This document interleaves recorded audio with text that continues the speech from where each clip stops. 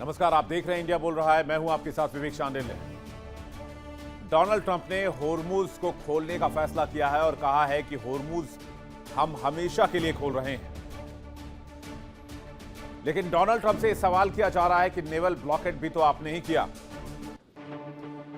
दुनिया के सबसे शक्तिशाली देश के राष्ट्रपति डोनाल्ड ट्रंप के तेवर ठंडे क्यों पड़ गए? वजह है ईरान का खौफ और चीन की ताकत। कल जब ओमान की खाड़ी में अमेरिकी सेना ने एक चीनी जहाज को रोकने की हिमाकत की तो जिनपिंग ने सीधी वॉर की धमकी दी और इस एक धमकी के बाद डोनाल्ड ट्रंप की नेवी ने चीनी जहाज को रास्ता दे दिया, क्योंकि ट्रंप अच्छी तरीके से जानते हैं अगर समंदर में चीन से आमना सामना हुआ तो अमेरिका को बड़ा नुकसान हो सकता है, क्योंकि पहले ही ईरान से निपट नहीं पा रहा है अमेरिका। यही वजह है कि जिनपिंग के सामने ट्रंप के तेवर नरम पड़ गए और ट्रंप हाथ जोड़े कह रहे हैं कि होर्मुज खुलने जा रहा है। जाहिर सी बात है, चीन को नाराज नहीं करना चाहता है अमेरिका। इसके पीछे एक नहीं कई कारण। पहली बात तो मिसाइल और हथियारों की कमी से जूझ रहे अमेरिका को क्रिटिकल मिनरल्स बड़ी मात्रा में चाहिए, जो कि बड़े पैमाने पर चीन से आता है। और अगर चीन ने ये क्रिटिकल मिनरल्स देने से इनकार कर दिया तो फिर मुसीबत बढ़ सकती है ट्रंप साहब की। ट्रंप को डर यह भी है कि बैकडोर चीन ईरान की मदद करता रहेगा तो यहां से निकलना मुश्किल ही नहीं, नामुमकिन हो जाएगा। चीन ने अपनी जिस तकनीक और हथियारों से ईरान को लैस किया है, उसी के दम पर ईरान अमेरिका को खून के आंसू रुला रहा है। चीन न केवल ईरान को हथियार दे रहा है बल्कि उसकी अर्थव्यवस्था की भी रीढ़ बना हुआ है। ईरान के वार से घबराए ट्रंप अब चीन के सामने क्या करेंगे? आगे कुआं पीछे खाई। क्या चीन से पंगा लेंगे डोनाल्ड ट्रंप, या फिर तेहरान और बीजिंग के गठजोड़ के सामने सरेंडर करेंगे ट्रंप? और होर्मुज का क्या होगा? आज की शानदार डिबेट इसी मुद्दे पर दुनिया भर से मेहमान रक्षा विशेषज्ञ हमारे साथ जुड़ेंगे। कल तक जो आसमान में सुराख करने की बात कर रहे थे, आज वही Trump ceasefire ceasefire ceasefire ceasefire ceasefire की रट लगाकर बैठे। ईरान कह रहा नहीं लड़ो, ईरान किसी भी दबाव के आगे झुकेगा नहीं। ईरान कह रहा जंग करो, हम तैयार बैठे हैं। कई लोग ऐसा कहते हैं कि भाई अमेरिका जो है वो बहुत बड़ी कामयाबी हासिल कर चुका है इस वॉर में। मैं उनसे समझने की कोशिश करता हूं कि क्या हासिल हुआ अमेरिका को। 28 फरवरी के बाद से 45 दिन के मुहाने पर खड़े हैं, राइट? क्या मिला है अमेरिका को इस जंग में? कोई एक अचीवमेंट कोई बता दे। बगैर त्रासदी के क्या हासिल हुआ? पूरी दुनिया में गैस तेल की त्रासदी, और ये सब अमेरिका की थानेदारी की वजह से हुआ। लेकिन एक अजीब सी खामोशी नजर आती है, कोई कुछ बोलना नहीं चाहता है। लेकिन अब आवाज उठने लगी है। ओमान की खाड़ी में अमेरिका ने चीनी जहाज को रोककर जो कॉन्फ्लिक्ट शुरू करने की कोशिश की थी, बीजिंग की एक धमकी ने व्हाइट हाउस के गलियारों में सन्नाटा पसरा दिया। हुआ क्या है? ट्रंप समझ गए अगर चीन समंदर में उतरा तो फिर खाड़ी से निकलना मुश्किल ही नहीं, नामुमकिन हो सकता है, क्योंकि ईरान पहले ही गली की फांस बना हुआ है। इसलिए super power America cease fire की रट पर मजबूर है और ये भी कह रहे हैं कि हमने होर्मुज खोल दिया और हमेशा के लिए खोल दिया है। बीते दिन ओमान की खाड़ी में अमेरिकी सेना ने वो हिमाकत की जो उसे भारी पड़ सकती है। चीनी जहाज को रोकने की कोशिश की। जिनपिंग ने सीधे शब्दों में कहा कि ईरान और चीन के बीच दखल देना अमेरिका के लिए ठीक नहीं है, इसलिए अमेरिका को हद में रहना चाहिए। चीन की धमकी के बाद हालात देख लीजिए। माल्टा फ्लैग्ड VLCC यानी कि वेरी लार्ज कैरिंग कैपेसिटी जहाज अमेरिकी नाकेबंदी को चीरता हुआ निकला है। यह है वीएलसीसी जहाज जिसकी तस्वीर आप देख रहे हैं, और ये जीपीएस ट्रैकिंग इस वक्त आप देख रहे हैं, जो काफी देर तक इस इलाके में चक्कर लगाता रहा और आखिरकार गल्फ ऑफ ओमान होते हुए निकल गया।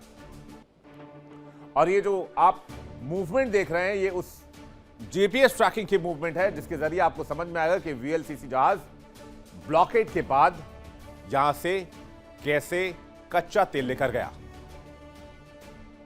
2 दिन तक गल्फ ऑफ ओमान में लंगर डालकर बैठा हुआ था। होर्मुज से निकलने की परमिशन नहीं थी। ट्रंप को लगा था दुनिया को डरा देंगे, चीन को सेटबैक कर देंगे, पीछे धकेल देंगे। ट्रंप के तेवर काफूर हो चुके हैं। अब डोनाल्ड ट्रंप चीन को भी मना रहे हैं और ईरान के साथ सीजफायर की बातचीत भी करना चाहते हैं। ट्रंप चीन की दोस्ती का हवाला दे रहे हैं और सोशल मीडिया पर पोस्ट भी कर रहे हैं। क्या कुछ कहा है डोनाल्ड ट्रंप ने चीन की तारीफ में, जरा वो सुन लीजिए आप। डोनाल्ड ट्रंप कहते हैं कि चीन खुश है क्योंकि मैंने होर्मुज हमेशा के लिए खोल दिया है। चीन के साथ पूरी दुनिया के लिए होर्मुज खोल रहा हूं। होर्मुज पर ऐसी स्थिति कभी नहीं आएगी। चीन सहमत है, ईरान को हथियार नहीं भेजेंगे। कुछ हफ्ते में चीन पहुंचूंगा तो जिनपिंग प्यार से मिलेंगे। चीन अमेरिका मिलकर साझेदारी से अच्छा काम कर रहे हैं। क्या यह लड़ाई झगड़े से कहीं बेहतर है? अगर जरूरत पड़ी तो हम लड़ने में भी बहुत माहिर हैं। यानी से कहते हैं रस्सी जल गई लेकिन बल नहीं गया है। आखिर ट्रंप इतने पानी पानी क्यों हो रहे हैं? इसका जवाब है तेहरान और बीजिंग के गठजोड़। ईरान के पास वो अलादीन का चिराग है जिसे चीन नहीं दिया है। चीन जो घातक हथियार और खुफिया तकनीक ईरान के साथ साझा कर रहा है, उसने अमेरिका के होश उड़ाए हुए हैं। और इसलिए डोनाल्ड ट्रंप बार बार कह रहे हैं कि चीन ईरान को हथियार ना दे, चीन ईरान को हथियार ना दे। और अब वो कह रहे हैं चीन को हमने खुश कर दिया है, हमें लड़ने की जरूरत नहीं पड़ेगी। हम क्यों लड़े, लेकिन जरूरत पड़ी तो हम लड़ेंगे। जाहिर सी बात है चीन के साथ पंगा मोल नहीं लेना चाह रहे हैं डोनाल्ड ट्रंप। अब इसके बाद क्या? अब आपको बताते हैं कि चीन को पक्ष में करने से अमेरिका को क्या फायदा हो सकता है और ईरान को क्या नुकसान हो सकता है। अमेरिका को फायदा यह है कि चीन ईरान को हथियार सप्लाई बंद कर देगा। लेकिन जैसे अमेरिका पर भरोसा नहीं कर सकते, वैसे चीन पर भी भरोसा नहीं कर सकते। चीन ने कह दिया बंद कर देंगे, लेकिन भगवान जाने कैस्पियन सी में किस जहाज में भरकर क्या सामान रूस ईरान को पहुंचा रहा है, उसमें कितना हथियार लदा है, कितना सैन्य साजो सामान लदा है, क्या क्या चीजें लदी। खैर, ईरान को नुकसान यह है कि ईरान की सैन्य शक्ति कमजोर हो जाएगी, लेकिन वो तब होगी ना जब चीन हेल्प नहीं करेगा। चीन और ईरान बहुत करीबी दोस्त हैं। इवन सैंक्शंस में भी चीन और ईरान आपसी कारोबार करते रहे, अमेरिका की परवाह किए बगैर। डोनाल्ड ट्रंप के दावे गए तेल लेने, बीजिंग कभी ईरान की मदद नहीं रोकेगा। यह बात लिख के ले लीजिए। और बीजिंग इसलिए भी नहीं रोकेगा क्योंकि मिडिल ईस्ट में शक्ति संतुलन बहुत जरूरी है। अगर तेहरान का किला गिरा तो अमेरिका मिडिल ईस्ट में बहुत सख्ती से एक्टिव हो जाएगा और खाड़ी के देशों के तेल को पूरी तरीके से कंट्रोल करेगा, जो चीन के फेवर में नहीं होगा। और इसलिए चीन को मनाने में लगे हैं डोनाल्ड ट्रंप। और ईरान चीन के कंधे पर बंदूक रखकर अमेरिका पर सटीक निशाना लगा रहा है। ट्रंप चीन की जी हुजूरी में लगे हैं। कल तक जो ड्रैगन को आंखें दिखाते थे, वो कह रहे हैं अब नेक्स्ट मंथ में चीन के दौरे पर जा रहा हूं, जिनपिंग बहुत खुशी के साथ मिलेंगे, हमने चीन को होर्मुज का तोहफा दे दिया है। लेकिन यकीन मानिए चीन ईरान की अर्थव्यवस्था को गिरने नहीं देगा। ट्रंप को डर है कि अगर चीन और ईरान की ये चोली दामन वाली साथ जारी रही तो फिर अमेरिका ताश के पत्तों की तरह मिडिल ईस्ट में ढेर हो सकता है। इसलिए ट्रंप हर कीमत पर चाहते हैं कि चीन ईरान से दूर रहे, उसके लिए हर कोशिश कर रहे हैं। अब देख लीजिए ईरान को मदद कैसे पहुंचाता है चीन। अमेरिकी सैंक्शंस के बावजूद ईरान से सबसे बड़ी मात्रा में चीन लगातार तेल खरीदता रहा। छोटे बैंक्स, गुप्त तेल टैंकर से, और इससे ईरान की इकोनॉमी में लगातार उसे मदद मिलती रही। यही नहीं, चूंकि डॉलर में कारोबार नहीं हो सकता है, करेंसी नहीं पहुंचाई जा सकती, तो चीन और ईरान ने मिलकर कॉमन मिनिमम प्रोग्राम बनाया कि जहां तक आप करेंसी खपा सकते हैं वहां तक आप करेंसी दे दीजिए, और जहां करेंसी की लिमिट आ जाएगी वहां पर आप ईरान को डेवलप कीजिए। ईरान में ब्रिजेस, हाईवेज, स्कूल, इंफ्रास्ट्रक्चर, तकनीक, यहां तक की खबर यह भी है कि ईरान को जासूसी के लिए, निगरानी के लिए चीन ने अपना उपग्रह भी दिया, TEE-01B नाम का उपग्रह, जिसने अमेरिकी लोकेशंस को एक्सपोज कर दिया ईरान के सामने। चीन ने अंतर्राष्ट्रीय मंच पर भी ईरान का खुलकर समर्थन किया, यहां तक कि चीन ने ईरान और होर्मुज के लिए वीटो पावर तक का इस्तेमाल कर दिया। याद होगा आपको, यह कहानी मैंने आपको बताई थी जब बहरीन ने स्ट्रेट ऑफ होर्मुज खोलने के लिए ईरान के ऊपर वैश्विक सैन्य कार्रवाई की मांग की थी, जिस पर पुतिन ने और शी जिनपिंग ने वीटो का इस्तेमाल किया और कहा कि ऐसा नहीं होना चाहिए। यूएन सिक्योरिटी काउंसिल में यह प्रस्तावी मसौदा गिर गया। कुल मिलाकर बात साफ है, अमेरिका इस इलाके में कागजी शेर नजर आ रहा है। ईरान के वार से ट्रंप घबराए हुए हैं। होर्मुज स्ट्रेट से सैकड़ों किलोमीटर दूर ब्लॉकेड लगाकर बैठे हुए हैं।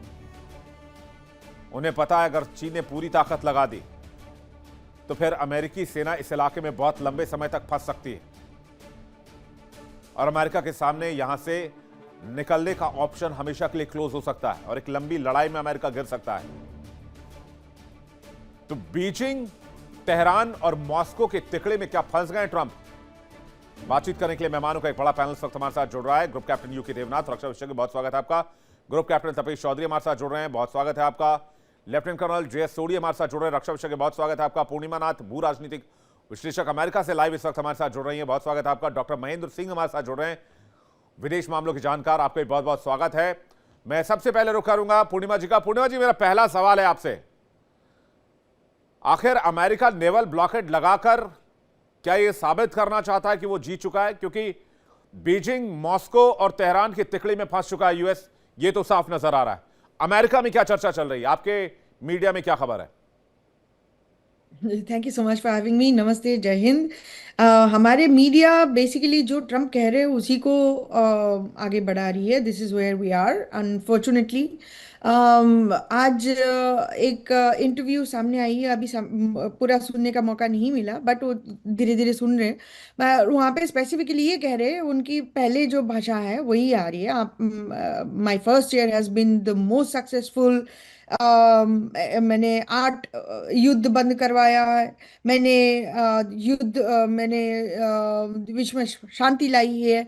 हमारी कंट्री इज डूइंग वेल, हम तरक्की कर रहे हैं, प्रॉफिट बना रहे हैं, एक्सेट्रा एक्सेट्रा एक्सेट्रा। अब उन्होंने ये कल ये भी बता दिया था कि चीन में जब जाएंगे शी जिनपिंग उनको हग करेंगे। अब कोई अगर सेन एनालिस्ट है, आप इसको आप क्या बोल सकते हो? He has gone totally unhinged and mad at this point of time. हमारे जो सबसे पावरफुल पोजीशन में बैठे हुए हैं, वो सिर्फ अपने बारे में सोच रहे हैं, ना कंट्री के बारे में सोच रहे हैं, ना कंट्री के लोगों के बारे में सोच रहे हैं। दुनिया तो छोड़ ही दो अभी, लेकिन आपने चीन के बारे में बोल रहे हो सिर्फ। लेकिन आपकी ध्यान थोड़ा सा चेंज करके मैं टर्की के ऊपर लेके आना चाह रही हूँ। जस्ट फ्यू वीक्स एगो हाँ। हमारी यहाँ पे चेंजेस हो रही है, नैरेटिव चेंजेस फिर से हो रही है। एक ईरान के ऊपर, ईरान को एक टेररिस्ट घोषणा करके उसके ऊपर सैंक्शन डाल के उसको एक एनिमी बनाने के लिए 50 साल की समय लगी है। लेकिन टर्की के ऊपर वो करने के लिए वो उतना समय नहीं लेंगे, ना 40 साल, ना 30 साल, ना 20 साल, ना 10 साल। अभी सडन शिफ्ट हुआ है नैरेटिव की। टर्की के ऊपर नेफ्टली बेनेट की एक बयान सामने आई है, जो उन्होंने बताया कि Turkey is the new Iran. और उसके बाद सिवियर कॉन्वर्सेशन शुरू हो चुकी है वाशिंगटन DC से। आप अभी देखेंगे टर्की के ऊपर अटैक करने की प्लान बना रहे हैं। अभी नेटो के वहां पे दबदबा क्यों चल रहा है? नेटो अगर खत्म हो जाए टर्की के ऊपर, जब वो लोग टारगेट करेंगे तो नेटो नहीं रहेगा। अगर नेटो नहीं रहे तो टर्की को वो लोग ऑटोमेटिकली ले सकते हैं अपने मतलब खत्म कर सकते हैं। This is what they are trying to achieve at this point of time. इसके ऊपर आपको नजर रखना चाहिए। और पाकिस्तान क्यों? Pakistan is because Pakistan is the only country in the Islamic world that has nuclear weapon. और पाकिस्तान और चाइना के साथ अच्छा रिलेशन है, पाकिस्तान और टर्की के साथ अच्छा रिलेशन है, पाकिस्तान और ईरान के साथ सो सो रिलेशन है। तो फिर भी आपको फोकस करना चाहिए। ये जो नया टॉक का कॉन्वर्सेशन हो रही है, this is something that you have to pay attention to. I think the attention is shifting from Iran to Malacca to also Turkey, and this is going to be continuous issue। and ये आज मतलब आप खत्म ये नहीं होने कहना चाह वाला रही कि मेरा टर्की पर हमला होने वाला है जी। और अमेरिका हमला करेगा टर्की पर? इजराइल हमला इजराइल करेगा, इजराइल हमला करेगा। करेंगे, हाँ जी। जी जी, तो पार्ट फिर ऑफ तो इट। नेट बिकॉज फिर आपने तो देखिए कुछ साल पहले नहीं, जो फिर तो टेक्निकली वो तो बात कर रहे हैं। टेक्निकली वो तो नेटो चार्टर के आर्टिकल 5 का उल्लंघन हो जाएगा ना, क्योंकि नेटो में है टर्की ना, अमेरिका भी इसीलिए नेटो तो में है ना। के ऊपर इसीलिए तो नेटो के ऊपर दबाव डाल रहा है ना। नेटो को खत्म करने की कोशिश करा जा रहा है ना। नेटो नेटो खत्म हो जाएगा तो टर्की के ऊपर अटैक नहीं नहीं, करने से नेटो इजी हो खत्म नहीं जाएगा। होगा, आप अमेरिका बाहर पैटर्न, निकल जाएगा, राइट? अमेरिका बाहर निकले या ना निकले वो सेकेंडरी। नेटो में एक प्रोविजन है, वो attack on one is attack on all. तो टर्की के ऊपर अटैक करेंगे तो नेटो कंट्री साथ में आ जाएगा, लेकिन उसको खत्म करने के लिए आपको पहले नेटो को वीकेंड करना पड़ेगा। This is exactly what is happening. आपको एक नहीं तो पैटर्न के बारे में वो तो ठीक बात है कि भाई यूरोपीय कंट्री अपना नेटो बना लेंगे, अमेरिका को छोड़ देंगे। अमेरिका अपने हिसाब से अपने बल पे जंग लड़ेगा, अमेरिका को नेटो की जरूरत वैसे भी नहीं है। नेटो में नेटो को टर्की है अमेरिका ना। की जरूरत है। नेटो में टर्की है ना, उसको हटाना है ना। नेटो को वीकेंड करेंगे, हटाएंगे, तभी तो टर्की के ऊपर अटैक होगा। अब मैं क्यों बोल रही हूँ उसको बता, मैं आपको संक्षिप्त में समझाना चाहती हूँ। पिछले कुछ साल में क्या हुआ है? गाजा को फ्लैटन करा गया है, वेस्ट बैंक में टारगेट करा गया है, सीरिया के टेररिस्ट चीफ को यहाँ पे लाके रेड कारपेट दिया गया है, अल जुलानी को, प्रेसिडेंट ट्रम्प की तरफ से। उसके बाद आप लेबनान का हाल से, हेजबुल्ला का सिचुएशन देख लीजिए। अब ऑल्सो नाउ ईरान। इसके ये ईरान खत्म ना होते होते अभी टर्की के ऊपर बात शुरू हो गई है। ये they are not waiting for it, they have already started talking about it. This is why I want to talk about it. इसीलिए मैं आपको बोल रही हूँ उसके ऊपर पे अटेंशन करिए। This is going to be a continuous issue. लेकिन पूर्णिमा ये जी, बंद नहीं डोनाल्ड होने ट्रंप को तो सत्ता में बिठाने वाली आप लोग हैं, आप ही लोग लेकर आए, आप लोग समझिए। अब मैं क्या कर सकता हूं इसमें? आप मेरे से शिकायत कर रही हैं, मैं ज्यादा से ज्यादा आवाज उठा सकता हूं, राइट? नहीं नहीं, मैं आप भी तो लोगों ने आवाज ये उठा रही हूँ कैंपेन, ना। वो कैंपेन, मैं ट्रंप आवाज लाओ, उठा रही ट्रंप लाओ, ट्रंप लाओ, लीजिए ला दिए ट्रंप। अब बताइए क्या करना है? अब आप कह रहे हैं भी वो विवेक जी, टर्की को जो मारेंगे, अभी कह ट्रम्प रहे को हैं वो। आपने वोट किया था वो ट्रम्प आज नहीं है। वो तो कब का खत्म हो चुका है, पिछले एक साल से वो खत्म हो चुका है। इसीलिए तो आवाज उठा रहे हैं। मैं, मेरा कंटेंशन तो ये भी है कि आप भी आवाज उठाइए, क्योंकि आपके लीडर भी कोई आवाज नहीं उठाए जब आपकी ईरान की टॉप लीडरशिप को हटाया गया था। चुप्पी थे। चुप्पी को वीकनेस के हिसाब से दुनिया देख रही नहीं, है। मैं इस बात तो से मैं इसी इस बात से बात आपसे मैं बिल्कुल इस बात से आपसे सहमत हूं कि डोनाल्ड ट्रंप के खिलाफ वैश्विक मुहिम के तहत आवाज उठाई जानी चाहिए, और जो गलत है उसको गलत कहने की ताकत होनी चाहिए, चाहे वर्ल्ड का कोई भी लीडर हो, चाहे दुनिया की कोई भी ताकत हो, सामने कोई भी खड़ा हो, गलत है तो गलत है, गलत को गलत कहने की ताकत होनी चाहिए। ईरान जो कुछ कर रहा है अपने घर में कर रहा है, ईरान का इंटरनल मैटर है, अमेरिका का मैटर नहीं है वो। लेकिन अमेरिका फिर भी आया और इस लड़ाई, कई लोग इस बात को सही करने की कोशिश करते हैं कि वो ट्रिपल एच का इस्तेमाल कर रहा है, हुती, हिजबुल्ला और हमास का इस्तेमाल कर रहा है। तो भारत सरकार ने हुती, हमास, हिजबुल्ला को टेररिस्ट ऑर्गेनाइजेशन घोषित किया होता तो मैं भी उसके खिलाफ होता, उन्होंने कहा ही नहीं अभी तक कुछ भी। तो पेच वहां पर भी फंसा हुआ है। खैर, ये मैटर बहुत दूसरी तरफ चला जाएगा, लेकिन अमेरिकी लोगों को पहले आगे आना होगा। अमेरिका ग्रेट था, ग्रेट है, ग्रेट रहेगा। डोनाल्ड ट्रंप उस कैटेगरी में फिट नहीं बैठते हैं, ये बात समझने की जरूरत है। जिस हिसाब से उन्होंने पूरी दुनिया का बेड़ा गर्क किया हुआ है, हर आदमी परेशान है। कल मैं गया था पेट्रोल लेने के लिए तो मुझे काफी लंबी लाइन का सामना करना पड़ा। मुझे क्या लेने देना डोनाल्ड ट्रंप से, लेकिन मैं भी उसी ट्रंप की वजह से परेशान हो रहा हूं। यूके देवनाथ सर, मैं वापस वॉर सिचुएशन पर आता हूं, एक टर्की वाला एंगल भी जुड़ रहा है इसको जोड़ते हुए, और ये बीजिंग, मॉस्को और तेहरान का ट्रायंगल लेते हुए क्या गणित देख रहे हैं आप इस वक्त होर्मुज में? विवेक, हॉर्मुज में सिचुएशन अब बहुत क्लियर हो गई है। अमेरिका ने कहा है कि जो भी कच्चे तेल लेकर ईरान से आ रहा होगा समझिए ज्यादातर खड़गा लाइन से ही आ रहे होंगे, उनको रोका जाएगा और रोक के उनको वापस भेज दिया जाएगा। अभी तक हम इंतजार कर रहे हैं कि एक शिप को यूएस नेवी रोक कर वापस जब भेजती है तो फिर क्या वो वापस ईरान के पास चला जाएगा। अ, इससे अमेरिका को क्या टैक्टिकल फायदा है, स्ट्रेटेजिक फायदा है। वहां से जितना कच्चा तेल निकलता है ज्यादातर चाइना की तरफ जा रहा है, चीन खरीद रहा है। तो जिस तरह से वेनेजुएला के ऊपर जब अमेरिका हावी हो गया तो चीन वेनेजुएला से जो कच्चा तेल ले रहा था वो बंद हो गया। अब अमेरिका पूरी कोशिश कर रहा है कि चीन ईरान से जो कच्चा तेल ले रहा है वो वाला रूट भी बंद हो जाए। इससे अमेरिका को लगता है कि वह चीन को बाध्य कर पाएगा कि चीन दूसरी जगह से कच्चा तेल ले। तो चीन दूसरी जगह कहां से कच्चा तेल लेगा लेगा अमेरिका ऑफर कर रहा है कि हमसे ले लो या हमारे सहयोगियों से ले लो, जैसे कि वेनेजुएला। तो अमेरिका का शायद स्ट्रेटेजिक आकलन ये है कि इससे चीन का जो एनर्जी कंजम्पशन है वो आस्ते आस्ते अमेरिका के काबू में आ जाएगा। क्योंकि इसके अलावा स्ट्रेट ऑफ हॉर्मुज को बंद करके अमेरिका को कोई फायदा मुझे तो नजर वैलिड में पॉइंट नहीं है, आ रहा है। बहुत वैलिड पॉइंट है सर। जी। लेकिन व्हाट इफ अगर चाइना ने क्रिटिकल मिनरल्स बंद कर दिए, फिर इनके इंटरसेप्टर्स कहां से बनेंगे? फिर अमेरिकी मिसाइल्स कहां से बनेंगे?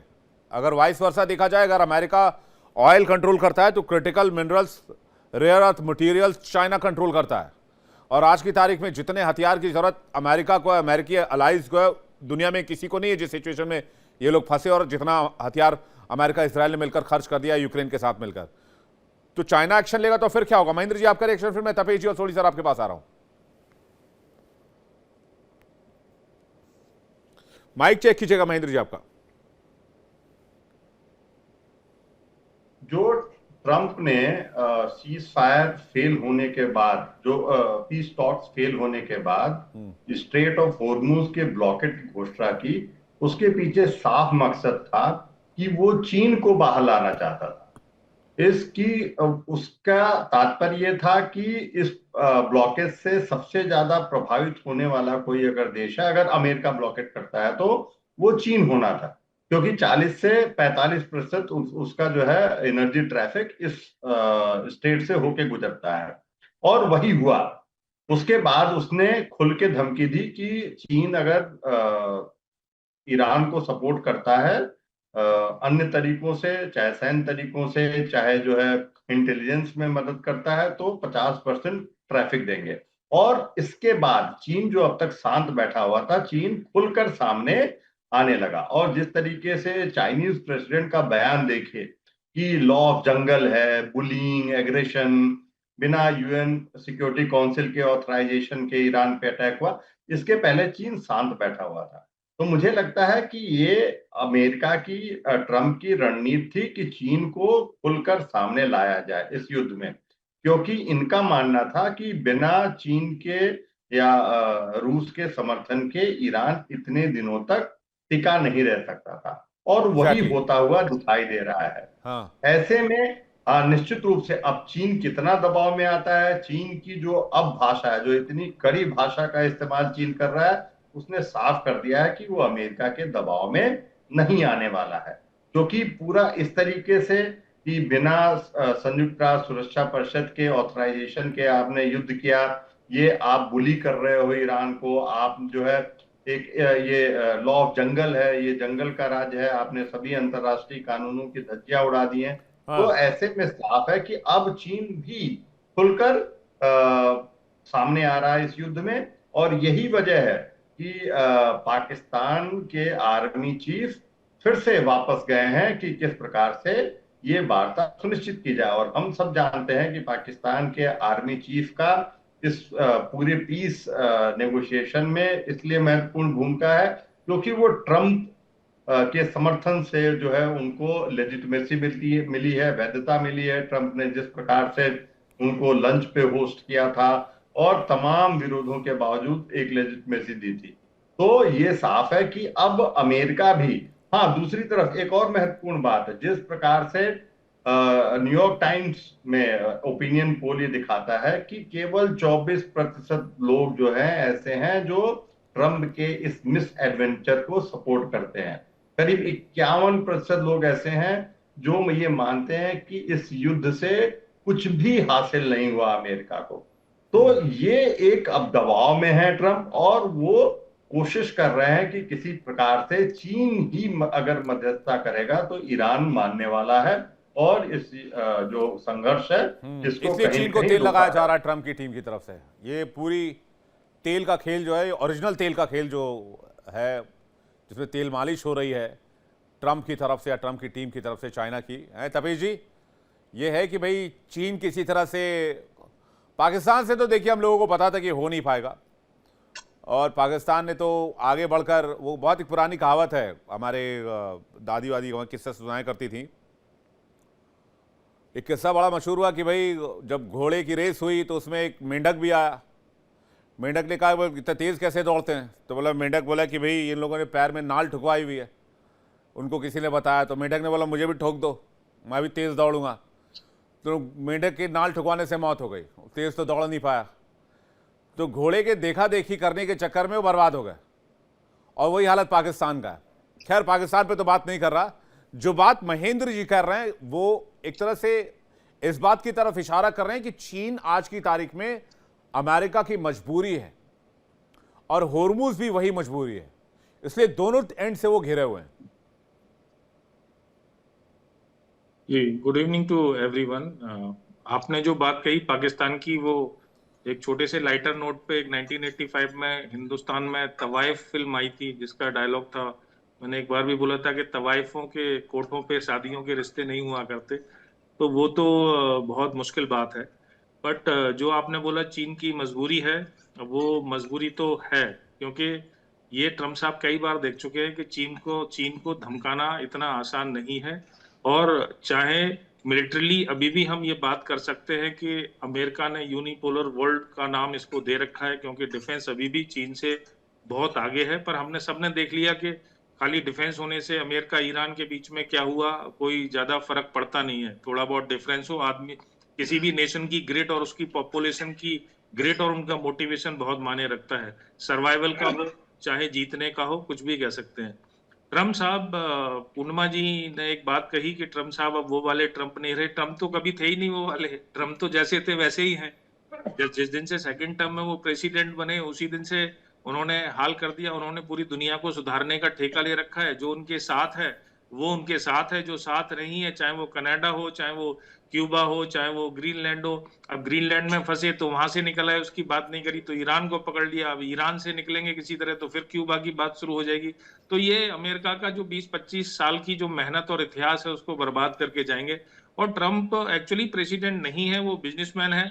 हम उनको थोड़ा सा बेटर नेगोशिएटर मान सकते हैं। वो देखते हैं अपनी बात से पलट जाते हैं। बिजनेसमैन क्या होता है, अल्फाजों की यही तो बात होती है कि जब आपके फेवर में ना जाए उनसे मुकर जाओ। तो और जो खामोशी होती है वो बहुत ताकतवर होती है। तो ये बोलते हैं, अल्फाज कहते हैं और उनसे मुकर जाते हैं।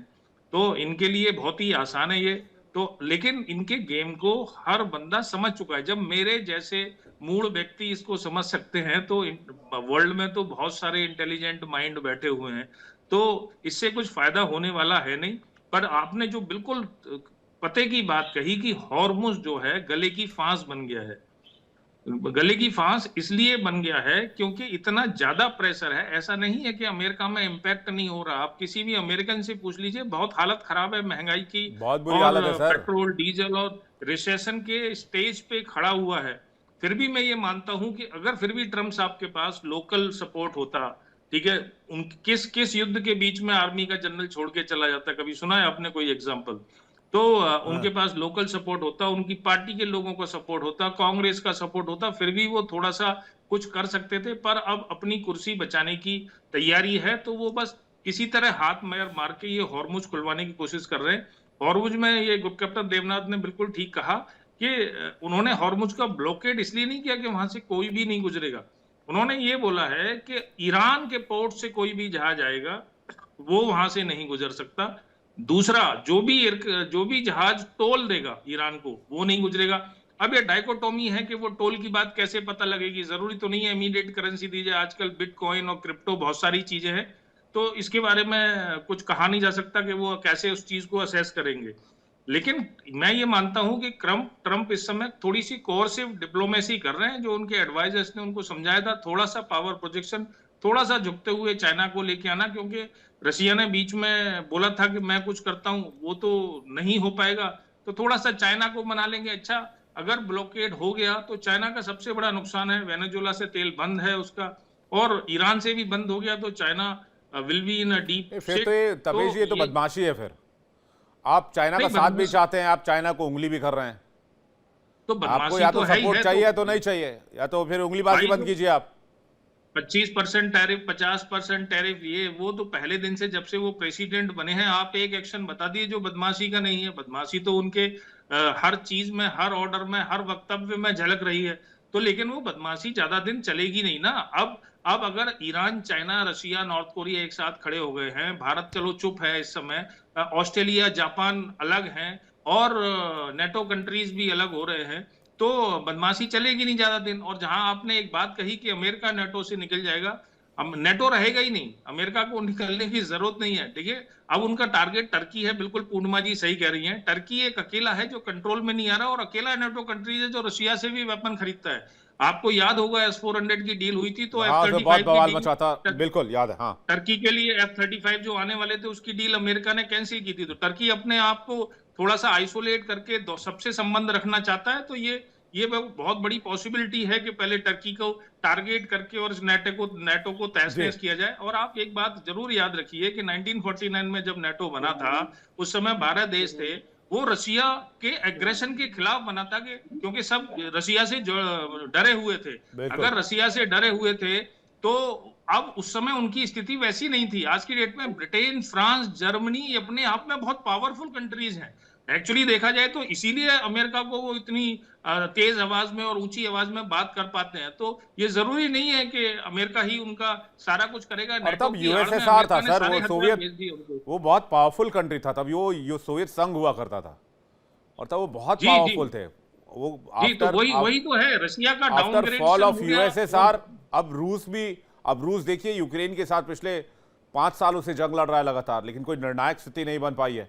तो आप ठीक ये बात कह रहे हैं, यूरोप को आज की तारीख में भी नेटो की बहुत आवश्यकता नहीं है, बात बिल्कुल सही है, और अमेरिका को भी नहीं है, और इस अलायंस का भी बहुत मतलब रह नहीं गया। मैं जय सोढ़ी सर का जवाब चाहूंगा इस पूरे कॉन्फ्लिक्ट पर, कि लेटेस्ट सिचुएशन में कैसे इस पूरे आंकलन को आप देख रहे हैं। जय हिंद विवेक जी। जय हिंद सर। ये मेरा सौभाग्य है कि मैं आपके न्यूज चैनल पर विख्यात को पैलेस के साथ हूँ। जब हम स्कूल में पढ़ते थे तो हर कक्षा में एक छात्र होता था जो बड़ा बड़बोला होता था और वो सबसे पंगे लेता रहता था।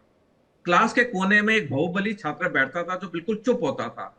जिस दिन ये बड़बोला छात्र उस बहुबली छात्र को तंग करता है और वो बहुबली छात्र इसको आंखें जोर से दिखाता है, उसके बाद ये जो बड़बोला छात्र होता है वो पूरा समय इस जो बहुबली छात्र है उसकी सेवा करता रहता है, उसके चमचागिरी करता रहता है। यही हाल अमेरिका का है। अमेरिका ने जब सोमवार भारत समय 7:30 बजे शाम को नेवल ब्लॉकेड लगाया, तो चीन के रक्षा मंत्री एडमिरल डोंग जुन ने कह दिया कि हमारे कोई भी पानी के जहाज को रोका नहीं जाएगा। और उसके कुछ घंटे बाद चीन का पहला पानी का जहाज वहां से निकला तेल लेके, और अमेरिकी युद्धपोत देखते रहे। तो पहली बात तो बिल्कुल ही वहां अमेरिका का ये नेवल ब्लॉकेड चीन की तो फेल हो गया। और जो आज ट्वीट डोनाल्ड ट्रंप ने किया कि जब मैं जाऊंगा मेरे को जप्पी पाएंगे, भाई आप एक महाशक्ति के आप राष्ट्रपति हैं, आप दूसरे महाशक्ति के लिए ये आप ट्वीट लिख रहे हैं, ये तो आजकल एक अनपढ़ आदमी भी ना ऐसा ट्वीट लिखे।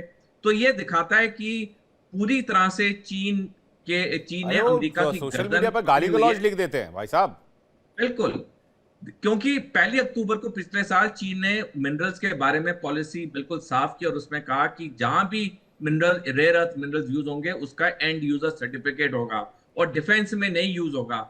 मैं दर्शकों को एक इंटरेस्टिंग आंकड़ा बताना चाहूंगा। इस 40 दिन के युद्ध में अमेरिका ने 800 पेट्रियट मिसाइल दागी ईरान पे, जबकि एक साल में अमेरिका सिर्फ 87 पेट्रियट मिसाइल बनाता है। जब यह युद्ध जितना लंबा चल रहा था, अमेरिकी जनरलों में चिंता थी कि जितना असला हम ईरान पे बर्बाद करें उतना असला हमारे पास कम हो रहा है यूक्रेन को बचाने के लिए और अगले साल ताइवान को बचाने के लिए। इस पूरे जंग में, इस ईरान युद्ध में ईरान तो चलो जीता ही, लेकिन दो जो सबसे बड़े विजेता निकले वो था रूस और चीन, और सबसे बड़ा बेवकूफ कोई देश निकला वो था अमेरिका। अब हम बात आते हैं विवेक जी इस स्ट्रेट ऑफ हॉर्मूज की। जब परसों शाम को भारत समय 7:30 बजे ये नेवल ब्लॉकेड लगा, उसी वक्त ईरान ने गोरे से जस्ट ऑयल लाइन की शुरुआत कर दी जो 2024 से इस्तेमाल नहीं कर रहा था। और ये जो गोरे से जस्ट पाइपलाइन है, ये हर दिन 3 लाख लीटर तेल को ट्रांसपोर्ट कर सकती है, और ये जाके खत्म होती है बंदर जस्क में।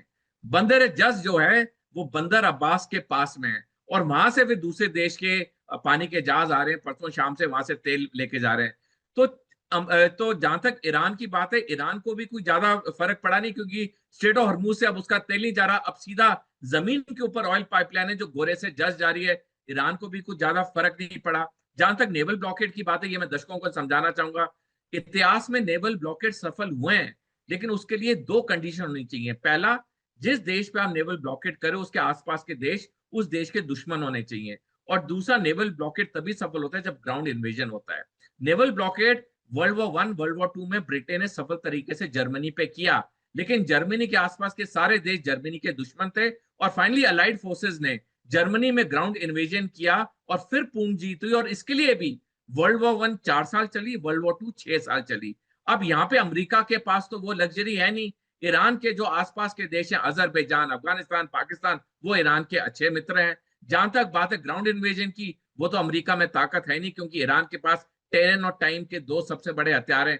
तो ये नेवल ब्लॉकेड तो पहले से ही फेल होना था, और जिस तरह से चीन ने किया है, दोबारा दिखा दिया कि अमेरिका की हिम्मत नहीं है चीन को रोकने की। और एक और मिनट चाहूंगा, अमेरिका के पेंटागन सेना मुख्यालय ने कहा जी पिछले एक दिन में कोई पानी का जहाज नहीं निकला। रॉयटर्स की रिपोर्ट है कि वहां से 34 पानी के जहाज निकले हैं। तो ये जो मैंने बार बार मैं कई चैनल्स पे कह रहा हूं, कल भी मैंने रात को आपके चैनल पे कहा था, आप ही के शो में, ये नेवल ब्लॉकेड का फेल होना पहले दिन से ही निश्चित था। और जिस तरह से अब ये राष्ट्रपति ट्रंप की ट्वीट है कि मैं जाके चीन के गले मिलूंगा, जपियां ये पाऊंगा, ये साफ दिखाता है ये पूरी तरह अमेरिकी राष्ट्रपति बौखलाया हुआ है।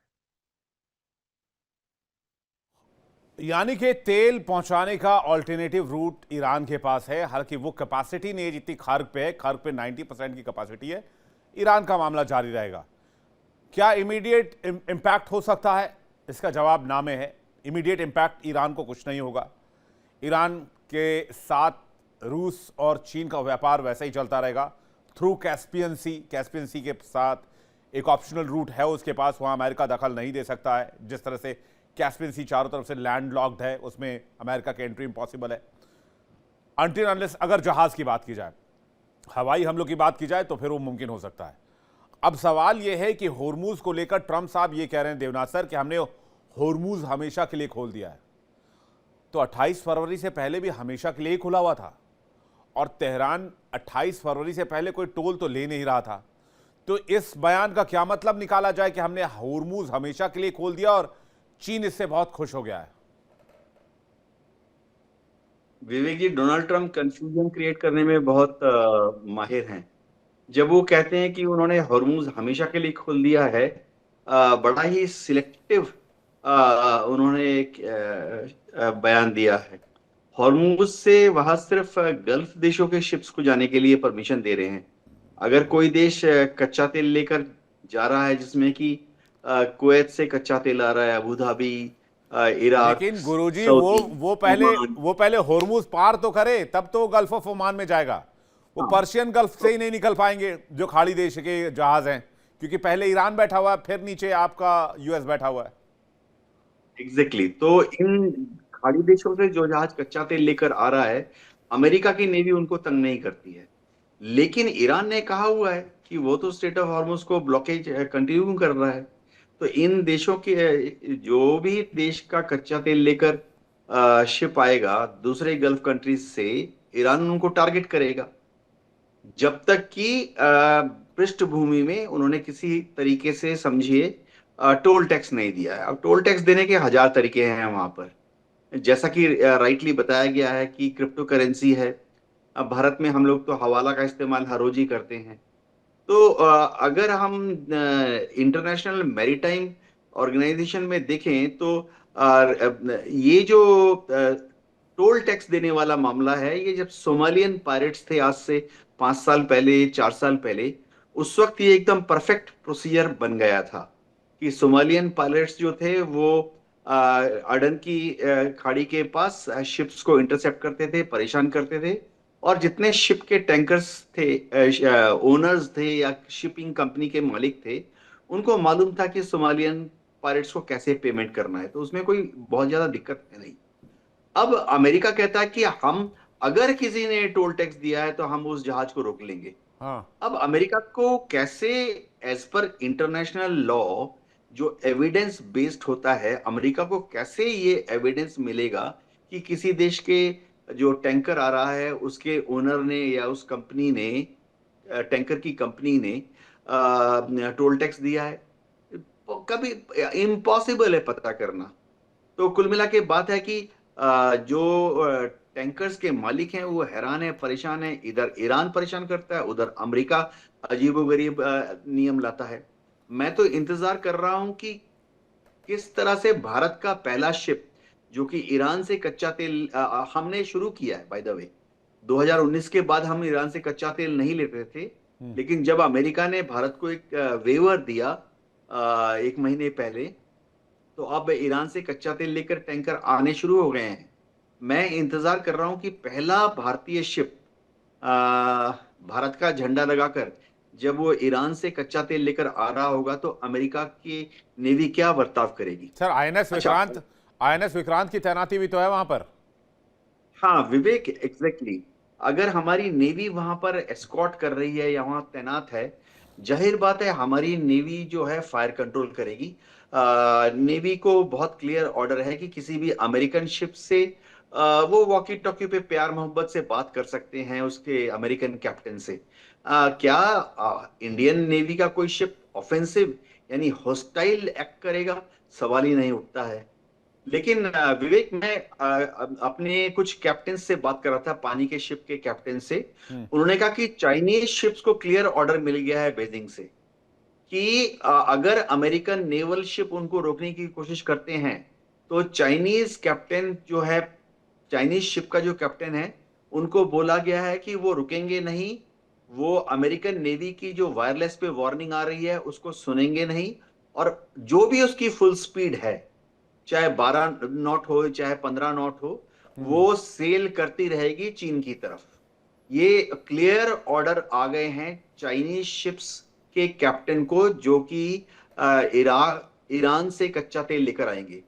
तो अगर एक चाइनीज शिप रुकती नहीं है अमेरिकन कैप्टन के वार्निंग के बावजूद, वायरलेस वाली वार्निंग के बावजूद, तो फिर क्या करना है? अमेरिकन कैप्टन क्या, एक शब्द हम यूज करते हैं, फायरिंग अक्रॉस द बो। तो अमेरिकन शिप क्या चाइनीज टैंकर के सामने से थोड़ा सेफ डिस्टेंस पे 1 किलोमीटर 2 किलोमीटर दूर से चाइनीज शिप के बो यानी फ्रंट के सामने गोले मारेगा, या छोटी वाली मिसाइल दागेगा, या वार्निंग शॉट फायर ये करेगा? तो अब फिर तो भयंकर गड़बड़ हो जाएगी। ये तो भयंकर लफड़ा समझ में आ रहा है। कुछ मामला बहुत ज्यादा गंभीर हो सकता है। महेंद्र जी, आपको क्या लग रहा है? नहीं, देखिए, निश्चित रूप से जिस प्रकार से चीन की एंट्री इस वॉर में हो गई है, मुझे लगता है कि अब उससे अमेरिका पूरी तरीके से दबाव में है। क्योंकि जहां तक रूस यूक्रेन युद्ध का प्रश्न था, चीन कभी भी कोई ऐसी परिस्थिति नहीं बनी कि खुल के सामने आए। लेकिन क्योंकि यहाँ पे सीधे चीन का अपना हित है, अपना इंटरेस्ट है, और ट्रंप ने ये कोशिश की चीन को उकसाने की, लेकिन चीन ने जिस प्रकार से मुंहतोड़ जवाब दिया है, उसने साफ कर दिया है कि अगर उसके तेल के जहाजों को रोका गया तो कार्रवाई कर सकते हैं। और इसी का मुझे लगता है नतीजा है कि अब जो है फिर से वापस जो है शांति की बात शुरू हो गई है।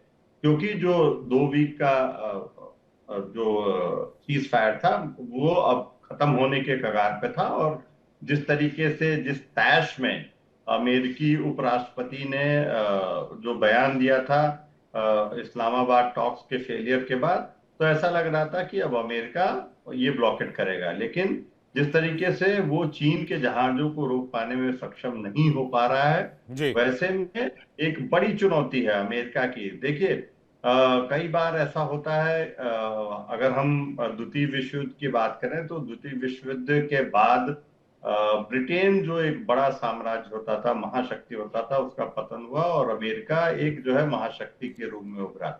ऐसा लगता है कि इस युद्ध के बाद चीन जो अगर कहें आर्थिक रूप से बहुत पीछे नहीं है चीन से, सैन्य रूप से भी बहुत अमेरिका से, सैन्य रूप से भी बहुत अमेरिका से पीछे नहीं है। और जो नुकसान हुआ है, करीब $200 बिलियन एडिशनल बजट मांगा है ट्रंप ने। तो ठीक है, $300 बिलियन का नुकसान ईरान को हुआ है, लेकिन $200 बिलियन अगर एडिशनल बजट जो है इस युद्ध के लिए ट्रंप ने मांगा है, तो इसका मतलब बड़ी आर्थिक क्षति जो है वो अमेरिका को भी नहीं, लेकिन उठानी ये पड़ी। पैसा मांगे तो बहुत दिन हो गया। अब तो अब लेटेस्ट स्टोरी ये है कि पीट हेगसेथ के ऊपर महाभियोग चलाने की तैयारी है। उनके ऊपर 5 बहुत गंभीर आरोप लगाए हैं वहां पर सांसदों ने। तो अभी तो रक्षा मंत्री की विदाई होने वाली है। इनका तो डिपार्टमेंट ऑफ वॉर जो उन्होंने DOW बनाया हुआ है वो खुद ही फंसता हुआ नजर आ रहा है। मैं तपेश चौधरी का रिएक्शन चाहूंगा इस पर जल्दी से। तपेश जी। वो तो होगा ही। ट्रम्प साहब अपनी हार कभी नहीं मानेंगे। कभी कुशनर को, कभी स्टीव विटकॉफ को, कभी हेगसेथ को, वो किसी ना किसी को ब्लेम तो करेंगे। वो किसी ना किसी को उसके लिए फांसी चढ़ाया जाएगा या निकाला जाएगा। तो वो तो बहुत ही ओबियस है, इसमें कोई डाउट नहीं है। लेकिन अब इस सिचुएशन ये है कि इस समय अगर हम इस चीज को ऐसे देखें तो हम अमेरिका के पास ऑप्शंस क्या बचे। अमेरिका प्रेसिडेंट ने 40 मिनट मोदी जी से बात की। क्या बात की हमें नहीं पता, लेकिन ओबियसली उन्होंने अपने बारे में समझाया होगा कि भाई मैं चाइना को कंट्रोल कर रहा हूं। जैसी उनकी आदत है, आप थोड़े दिन शांत रहिए, क्योंकि अगर चाइना अपने इंटरेस्ट को देख सकता है तो इंडिया भी राइजिंग इकोनॉमी है, इंडिया को भी अपने इंटरेस्ट देखने पड़ेंगे। ऐसे थोड़ी ना दादागिरी चलेगी। जब आज तक हमने नहीं सही तो हम आगे भी कैसे सहेंगे। उसके बाद उनका सबसे बड़ा गुलाम जो है इस दुनिया में वो मुनीर है, जिसने पट्टा डाला हुआ है। उसके आका ने उसको बोला कि भाई जाके बात करो, क्योंकि और तो कोई सुन नहीं रहा अमेरिका की इस समय ट्रम्प साहब की पूरे वर्ल्ड में, कि वो किसी को बोल सके। ना कतर सुन रहा, ना बहरीन सुन रहा, ना सऊदी अरबिया सुन रहा। इधर से थोड़ा सा उन्होंने प्रेशर डाला कि भाई मेरी किसी ने नहीं सुनी। अमेरिकन प्रेसिडेंट ने कहा मुनीर को, तो तुम ऐसा करो, अपना पैक्ट दोबारा से रीएक्टिवेट कर दो, तुम सऊदी अरब एयरफोर्स भेज दो। उसने भेज दी। उसने कतर और सऊदी अरब से $5 अरब ले लिए। मुझे 100% इसमें श्योर हूं मैं कि इस बातचीत के लिए भी, क्योंकि जिस तरह की भुखमरी वहां फैली हुई है और जिस तरह बिजली नहीं है और गैस नहीं है और तेल नहीं है, उस तरह से इसके लिए भी उसने पैसे ले लिए होंगे। और उसके लिए क्योंकि IMF लोन नहीं दे रहा है तो उसने कुछ ना कुछ गारंटी ले ली होगी। तो मुनीर साहब वहां पहुंच गए। अब इसके पास ऑप्शंस क्या है कि मुनीर के थ्रू वो ईरान के पास संदेश भेजेगा, चाइना के साथ कोई लालच करेगा और करेगा भाई मैं ऐसा कर दूंगा, तुम्हारे वैसे कर दूंगा, जैसे बिजनेसमैन करते हैं। तुम इस तरह मेरी इज्जत बचा लो। और इस तरह से थोड़ा बहुत वो इस स्टेट ऑफ हॉर्मुज को कंट्रोल में लेके आएगा। क्योंकि अगर स्टेट ऑफ हॉर्मुज नहीं खुला किसी भी तरह से, तो ट्रम्प साहब की मतलब क्या होने वाला है ये वर्ल्ड देखेगा आगे। और क्या बुरा हाल होगा अमेरिका में नहीं, पूरे वर्ल्ड ओवर में। और कोई अमेरिका की नहीं सुनने वाला पड़ेगा। अभी मिड टर्म इलेक्शंस आएंगे, उसमें दूध का दूध पानी का पानी हो जाएगा। वैसे भी वहां के न्यूज चैनल्स हर हफ्ते सर्वे करवा रहे हैं ये बताने के लिए कि उनकी स्थिति अच्छी नहीं है। और वो ये बात जानते हैं कि Donald Trump mid term elections compete करेंगे लेकिन पार नहीं कर पाएंगे। सोली सर, अब नेक्स्ट क्या, होर्मुज में आगे क्या होगा? विवेक जी, ये होर्मुज का तो नेवल ब्लॉकेड अनौपचारिक तौर पे तो आस्ता आस्ता खत्म हो रहा है। 1956 में जब मिस्र ने, इजिप्ट ने स्विस कैनाल को नेशनलाइज किया था, उसके बाद ब्रिटेन जो महाशक्ति था उसका पतन शुरू हो गया था। जो स्विस कैनाल ने ब्रिटेन के लिए किया वो स्टेट ऑफ हॉर्मुज अब अमेरिका के लिए करेगा। अब हम देखेंगे इसके बाद, ये तो जंग खत्म होनी है। सीज फायर 22 को खत्म हो रहा है, उससे पहले तो ये दोनों देशों के बीच में लिखित एग्रीमेंट होगा। युद्ध तो आगे दोबारा करने की ना क्षमता अमेरिका में ना इजराइल में है। तो युद्ध तो खत्म हो ही गया, सिर्फ एक औपचारिक डॉक्यूमेंट पे साइन होना रह गया है। जहां तक बात है इसके बाद स्टेट ऑफ हॉर्मुज का तो ऑब्वियसली युद्ध खत्म होगा तो उसका कोई ब्लॉकेड का मतलब नहीं रहेगा। तो ये जो स्टेट ऑफ हॉर्मुज होगा ये अमेरिका की महाशक्ति के पतन की शुरुआत है। और जैसे मैंने तो मिडिल ईस्ट में भी अमेरिका के पतन की शुरुआत हो चुकी है? मिडिल ईस्ट में एक नया ऑर्डर देखेंगे हम? विवेक जी, इस युद्ध के बाद ईरान एक क्षेत्रीय शक्ति के रूप में उभरेगा, एक नया संगठन बनेगा जिसका नाम होगा RIC, रशिया ईरान चाइना, और कुछ साल बाद यहां पे जंग फिर शुरू होगी। लेकिन जो जंग अब शुरू होगी उसका पहला वार ईरान करेगा इजराइल पे, और उसका अंत होगा कि फिलिस्तीन एक आजाद देश के रूप में उभरेगा। अमेरिका और इजराइल ने ब्लंडर महाभूल की है ईरान पे हमला करके। अब देखना कुछ साल बाद ईरान इजराइल पे हमला ये बहुत करेगा, इंपॉर्टेंट लाइन आपने दी आजाद है देश के जी। रूप में उभरेगा, क्योंकि हाँ। पूरी तरह से अब रूस और चीन ईरान को सपोर्ट करेंगे, क्योंकि इन्हें पता चल गया कि ईरान की सैनिक नहीं, शक्ति एशिया कितनी में है। पावर बैलेंस के लिए भी बहुत जरूरी है कि कोई बाहरी महाद्वीप से आकर कोई भी देश जो है वो आकर इस तरह से एशिया के शांति को छिन भिन ना करे। इसलिए इसके लिए मुझे लगता है कि यहां एशिया की भी ताकतों को, सुपर पावर्स को एक साथ एकजुट होकर एक संगठन बनाकर उस पर काम करना चाहिए। बहुत बहुत शुक्रिया आप मेहमानों का हमारे साथ जुड़ने के लिए और अपना कीमती वक्त देने के लिए बहुत बहुत धन्यवाद। फिलहाल ब्रेक का वक्त है, ब्रेक पर जाने से पहले आपको बता दें इंडिया डेली आपके स्मार्ट टीवी पर मौजूद है। इंडिया डेली 24/7 देखिए अपने स्मार्ट टीवी पर लाइव।